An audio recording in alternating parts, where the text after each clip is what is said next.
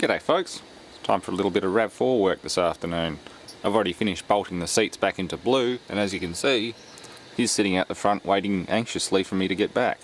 Actually he won't be driven until tomorrow, but I've got a temp reg permit and everything, so he's going to the mechanic for inspection and pre-examination for roadworthy. I've already picked a few things like the rear shocks and windscreen. I've got the money to actually do all that sort of thing now, so I've got a feeling instead of getting the F100 I might just get blue on the road anyway. Even though Betty's doing okay, that's our next point. We're going to have a look at her top end and see if the camshafts are actually worn or if the valve shims were just not set properly when the head was done. So let's get on to that one. Yeah, also picked up a manual just for shits and giggles. I've rarely ever had to look at a manual working on a car, but it does help to have things like torque and assembly stages. This covers everything up to 2010, so it's quite useful. You got things like your settings, tune-up maintenance, tyre wear patterns, tells you what suspension's gone, that sort of thing. Tow in, tow out. Yeah, various tools, you name it. Even got a nice little basically a wall of carnage for what happens to spark plugs. You got detonation, high speed glazing, more detonation, or pre-ignition. To me, pre-ignition's also detonation, but yeah. Come on, don't fall on the floor. Yeah, they pretty much put out a manual for every kind of car, so it's well worth getting.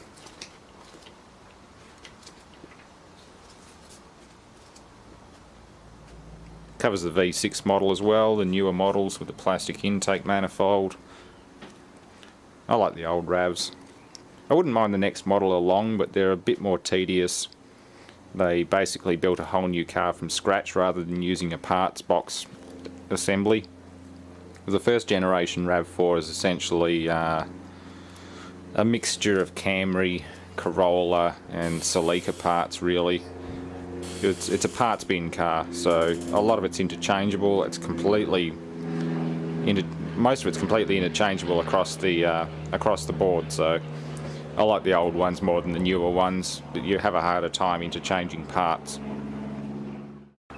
But anyway, what I'm doing is taking the rocker cover off, or the valve cover, cam cover, whatever you want to call it, and we're going to have a look at the valve clearances. I'm going to remove that. I've already loosened that off. That's the throttle cable support. Remove crankcase vent number 1, PCV. I'm going to have to remove that, which is an engine lifting hook. That bolt there is going to block everything, so I'm just going to take the big one out and take the whole lot off. And I should be able to lift this out. I've also lifted the power steering reservoir and brought that up. The power steering's getting awfully dark now. I've noticed you're starting to get a bit heavier in the steering too, so particularly compared with blue. Blue is a lot lighter, so I've got a feeling, even though she turns positive, that is it's still red. It's not metallized, but it's not the healthiest, so I think the power steering pump might be having a bit of a hard time. It'll be time for a power steering flush at the very least. Anyway, I've got to take these 4 big nuts off, and then I'll be able to lift the rocker cover off, cam cover. I might have to lose that lifting hook as well, just so I can bring it out.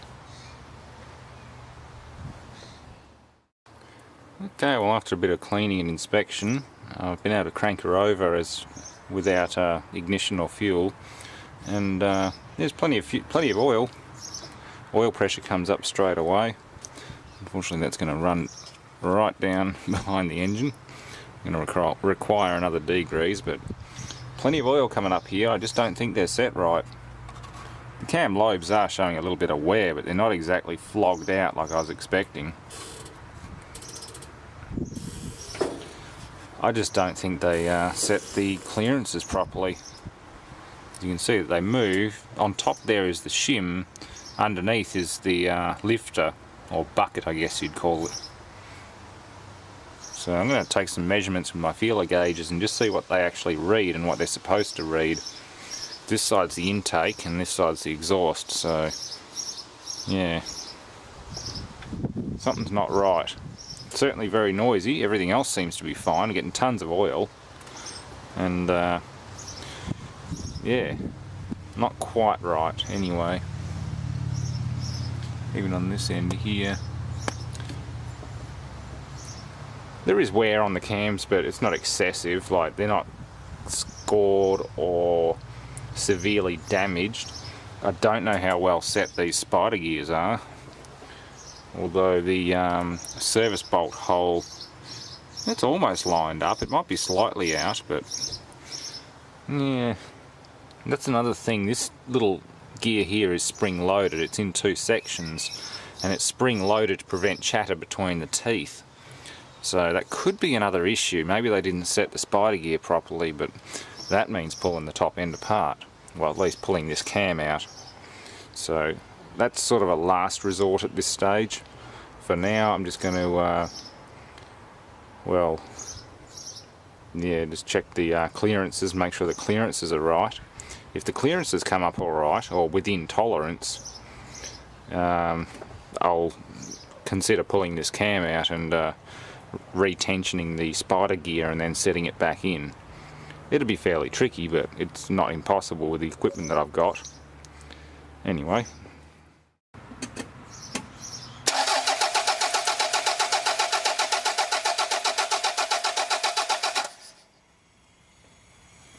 Yeah, tons of oil. It's coming out everywhere. And it's going to go running down the back of the block again. Not a tremendous amount at this end, but still it's there. Yeah, again, the oil light goes out as soon, within a couple of revolutions just cranking, the oil light goes out. If the oil light stayed on just cranking it over, I'd be worried. If the oil light stayed on for more than a couple of revolutions after the engine fires, I'd be really worried. But I don't believe that there is a issue with oil pressure from the pump. I believe this is a setting issue, because they have had the head off before. Whoever did it charged them a VRS kit and clearly didn't install the rocker cover gasket or seals, because they are way older than this head job is. Yeah, whoever did the head just balls it up essentially. That's all I can say. They just screwed up. I'm also going to take the spark plugs out and run a compression test as well, just for the hell of it. At least see if compression's equal or if one cylinder's getting lazy.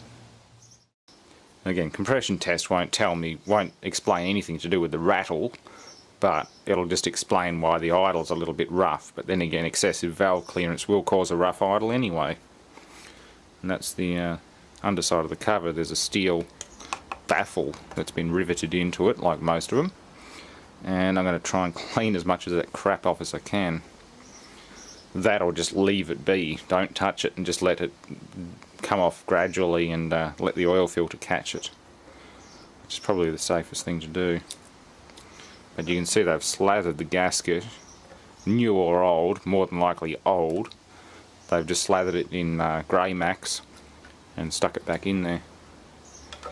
New gasket, you shouldn't have to cover it with sealant. There are a few key points, particularly where the half moons go into the cylinder head. You do put a bit of sealant on there, like there, and there. That's about it. This covering the whole gasket with sealant is indicative of somebody reusing an old gasket after they've already charged the customer for a VRS kit. Not good. Okay, well, I'll be buggered if I can find a valve on here that's been shimmed incorrectly. Looks like they actually did a decent job of it. There are a few which are on, like, wildly within tolerance, but they're at either end of the scale. Some of them are a little bit tighter than others, and some of them are at the far end of the scale as far as being loose, but still, loose is better than tight, and they're not that bad. Looking at the clearances in here, if I go to, say, the exhaust valve, maximum clearance is 0.38 millimeters, or 0.015 inches, which is what I've got here, 0.015. They're old gauges, but they're still good. And again, I can't even get that under that exhaust cam. Nothing. If I go down one size, it'll just slip in nicely, but if I stick with the maximum, it won't even go in. So that's definitely not the issue, and I've gone over everything from end to end, exhaust and intake, checking them against their respectable clearances, and they're all within spec, all of them. All these caps are tight, I've checked them all. These scissor gears are my only real suspect here. I'm guessing this may have been released by accident and not tensioned properly, so as the cam rolls over the springs, the cam tries to snap over. If you imagine the upward force of the valve springs pushing on the lobes, once it tries to tip over the 12 o'clock position, it'll just go click and cause the clatter clatter. That's the only thing I can think of. I'm also going to take the timing cover off and make sure that the timing pulley hasn't worked loose or simply not been tightened. That's about it. Apart from that, the only other thing I can think of is maybe wrist pin or gudgeon pin noise, which I hope not. I hope the bottom end's alright, but who knows. Yeah, worst case scenario, it's not actually the top end, it could be wrist pins or something more serious. It does still sound like top end. It doesn't sound like it's coming from the crankcase. You get a different sound from the crankcase. So that's what I'm going to be looking at next. Maybe not tonight. It's not far off getting dark, but at least now I know the valves and the cams are still fine. Anyway, that'll do for now. We'll make a part 2 later, and yeah, keep on going. Thanks for watching.